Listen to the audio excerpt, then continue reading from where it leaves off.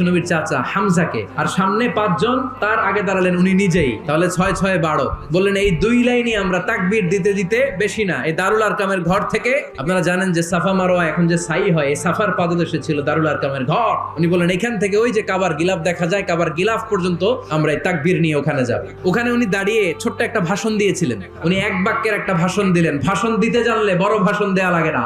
কে আছো এই মক্কায়? কে আছো মায়ের বুক খালি করতে চাও? কে আছো বাচ্চাগুলারে, নিজের সন্তানগুলোরে ইয়াতীম বানাতে চাও?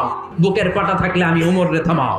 এই বলে উনি আল্লাহু আকবার, আল্লাহু আকবার, আল্লাহু আকবার বলে স্লোগান শুরু করে দিলেন।